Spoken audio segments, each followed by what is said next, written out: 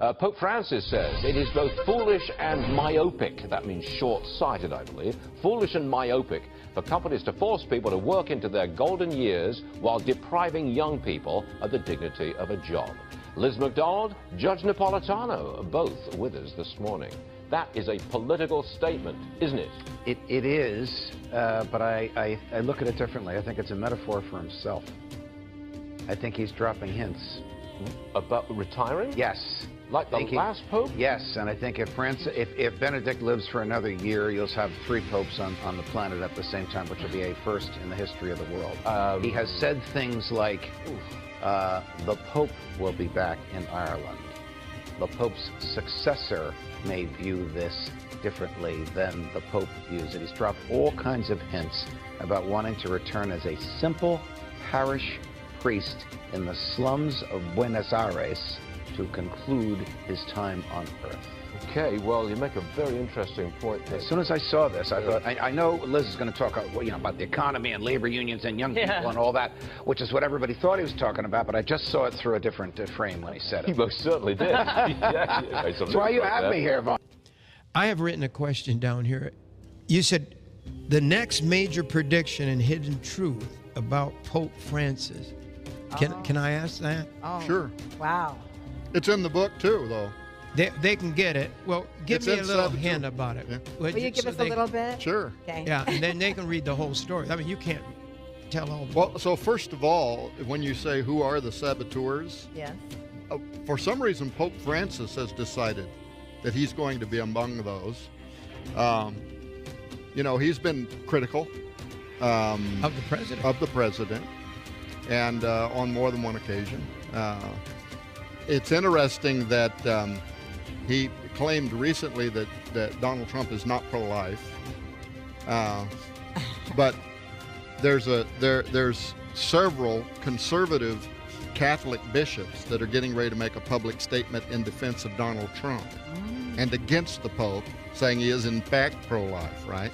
In fact, their position is going to be he's more pro-life than you are, and that has to do with some of the papers that the Pope has written recently and some of the people he's appointed that actually are supporters of abortion, right, to the church. So that's their little in-squabble that they're having there.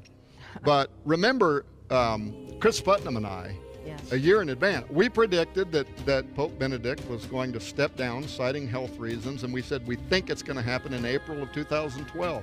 The archives of your show in 2011, we said that. That's right. It's proof. Absolutely. Of course, 2012 came and went. It didn't look like he was stepping down. But then February 28, 2013, the Vatican announces his resignation, and the same day they give an interview. The El Observatorio Romano, their media outlet, gives an interview with the New York Times in which they admitted that he actually officially, secretly resigned in April of 2012 before the Roman Curia. And that's when our phones went off the hook, right? Yeah. And I told him at the conference, by the way, and this is true, I don't know if I ever told you this, CNN contacted me 3 times to try to get me to come on CNN to talk about how we knew that was going to happen. And I turned them down because I said I don't do fake news. They even were willing to, they have a satellite studio in Springfield. They said, we'll just come to Springfield. You can just drive over. I said, no, I'm not interested. And I didn't do it. But the revelation in the book is, I believe that Pope Francis was not canonically elected. I believe some hanky-panky went on in the conclave. And in fact, I think that even has something to do with why he picked Francis of Assisi as his namesake. His real name's Bergoglio, as you know, because Francis of Assisi prophesied about the final pope. And he said he will not be canonically elected. Now that means that he's a placeholder for reasons that we can't quite figure out, but I believe he's going to either be removed from office or he's going to step down like Benedict did soon, and the guy that comes up to take his place is actually going to be the real Pope number 112 by election, Petrus Romanus. Now, and that means? The people that actually, some of the cardinals that voted for Pope Francis now want him to step down. They've published this. It's in the news. They want him to step down, and they want him to be replaced by the Secretary of State at the Vatican, whose name literally means Petrus Romanus, Peter the Roman, right? But the two major Catholic media outlets, news outlets, they recently interviewed the Pope's personal secretary. Archbishop Gonçalves. And they asked him, what do you make of the prophecy of the popes? He said, it gives us shivers. He admitted that he and Benedict and Pope Francis are all looking at the prophecy of the popes, and that it is concerning to them. They see it as a sign, right? Well, why now? Something that's never happened before. Some of the leaders in the Vatican convened a recent meeting on how to depose a heretical pope. They recently had this meeting, actually studying how to do it, right? If it comes to that. One of the major Catholic hosts of his own television program said recently that Pope Francis is the false prophet of the book of Revelation, and he's going to help give rise to the Antichrist. And he took a lot of heat for that. Well, I would guess so. Yeah. But there are those in the organization that are starting to talk. Well, Francis of Assisi's prophecy is interesting because he says a lot of the pastors will keep this under their hat. They won't talk about it, right? They won't say what they believe to be obvious. Well, little by little, they are starting to talk about it. So it's a whole chapter in the book. This new book. Wow.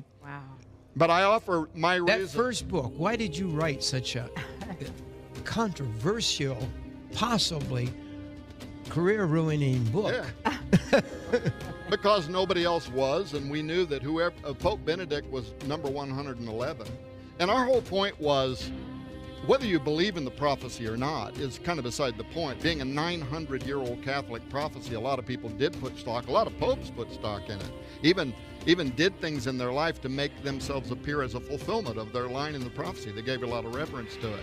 But for me, it was just, if for no other reason than the historicity of it, that you have a 900-year-old prophecy coming to a conclusion and nobody has written a thorough examination of it. So we chose to do it. But I'll tell you the bottom line. I'll tell you everything that motivates me is that we are fishers of men. Yes.